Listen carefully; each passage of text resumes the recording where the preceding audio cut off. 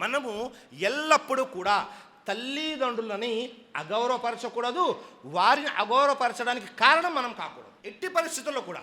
ఎందుకంటే సమాజంలో మనం చూస్తుంటాము, మన తల్లిదండ్రులు ఎంతో జాగ్రత్తగా వారి యొక్క పరువుని, మర్యాదని, గౌరవాన్ని కాపాడుకుంటూ ఉంటారు. వాళ్ళ ఇంట్లో ఒక్క కుమారుడో ఒక్క కుమార్తె వస్తారు, పూర్తిగా వారి పరువుని తీసుకొచ్చి నడి రోడ్డులో పెట్టేస్తారు. వాళ్ళు కాపాడుకుంటూ ఉంటున్నటువంటి మర్యాదని కానీ గౌరవాన్ని కానీ. అందులో అనేక రకాల విషయాలు ఉన్నాయి. అది వేరే వారికి అప్పు చేసి ఎగ్గొట్టడం అయినా, లేకపోతే వేరే వారిని మోసం చేసే విషయంలో అయినా, లేకపోతే వేరే వారితో వెళ్ళిపోవడం విషయంలో అయినా, ఇది వివాహ విషయంలో, ఇలా అనేక రకాలుగా పరువును పోగొడుతూ ఉంటారు సోదరులారా.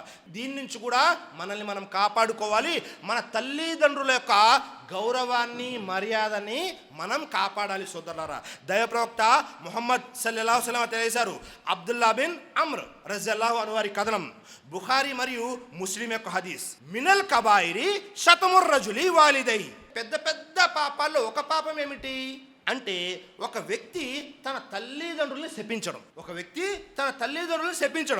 అక్కడ ఉన్నటువంటి వారు అడిగారు, కాలు యా రసూలల్లా వహల్ షతముర్ రజులు వాలిదై.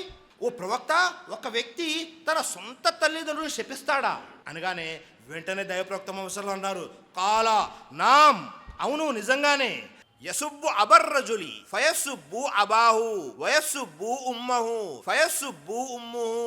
ఇద్దరు వ్యక్తుల మధ్య జరిగిన గొడవ కారణంగా, సంఘర్షణ కారణంగా ఒక వ్యక్తి వేరే వారి తల్లిదండ్రులు కించపరుస్తాడు, శపిస్తాడు, తిడతాడు. ఆ వ్యక్తి ఏం చేస్తాడు, ఇతనికి వ్యతిరేకంగా ఇతని యొక్క తల్లిదండ్రుల్ని శపిస్తాడు. అల్లాహు అక్బర్. ఆ విధంగా ఏమైపోయాము, మనము మన తల్లిదండ్రులు వేరే వారు శపించడానికి మనము కారణమయ్యాము. కాబట్టి ఎల్లప్పుడూ కూడా మన నోటి ద్వారా వేరే ఎవరి తల్లిదండ్రులను కూడా శపించకూడదు, వారిని తిట్టకూడదు, మన నోటికి వచ్చినట్లు మాట్లాడకూడదు.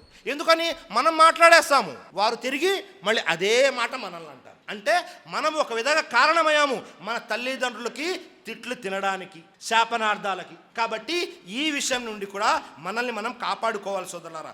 అలాగే ఎల్లప్పుడూ మనం చేయవలసిన పని ఏమిటి అంటే మన తల్లిదండ్రుల గురించి దువా చేస్తూ ఉండాలి. ఆ దువా కూడా సృష్టికర్త అల్లాహ్ ఖురాన్లో తెలియజేశాడు. సూరా ఇబ్రాహీం 14వ అధ్యాయం 41వ వాక్యంలో, రబ్బనగ్ఫిర్లీ వలివాలిదయ్యా వలిల్ ముమినీన యౌమ యకూముల్ హిసాబ్. సుబ్హానల్లాహ్, ఎంత మంచి దువా చూడండి. ఈ దువా ఎల్లప్పుడూ చేస్తుండాలి. ఈ దువా యొక్క అర్థం ఏమిటి, మా ప్రభు నన్ను, నా తల్లిదండ్రుల్ని, విశ్వాసులని లెక్క తీర్చే రోజు, తీర్పు దినం రోజు క్షమించు. సుబ్హానల్లాహ్, ఎల్లప్పుడూ మనము మన తల్లిదండ్రుల గురించి దువా చేస్తుండాలి. అల్లా నన్ను, నా తల్లిదండ్రుల్ని తీర్పు దినం రోజు, లెక్కలు చూసే రోజున క్షమించు అని.